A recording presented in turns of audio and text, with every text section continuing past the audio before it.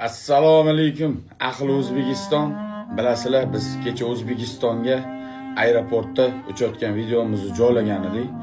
Ba'zi bir sabablarga ko'ra, aniqrog'i, meni fuqaroligim Dubay fuqarosi bo'lganligi uchun O'zbekistonga viza bilan chiqa olmadim. Yaqinda tez kunda Xudoyim xolasa 2-3 kun yoki bir hafta ichida vizamni chiqarib O'zbekistonga kirib boraman. Bu ham yaxshilikka deb o'ylayman.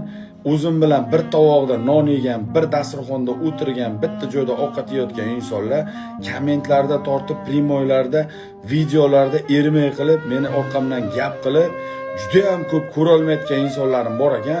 Bu hayot shunaqa ekan, qadrdonlar.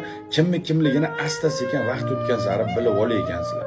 Kimni primoy efiriga kirgan bo'lsam, kechadan buyon kimdirlar ermay qilyapti, qamalib ketyapti, to'da bo'ldi, suda bo'ldi, kommentariyada Sardor eng zo'risan, Sardor sendan zo'ri o'lsin deyotganlar ketdi, qamalib ketdi deb juda ham boshlarini otib, do'ppilarini osmonga otib xursand bo'lishdi.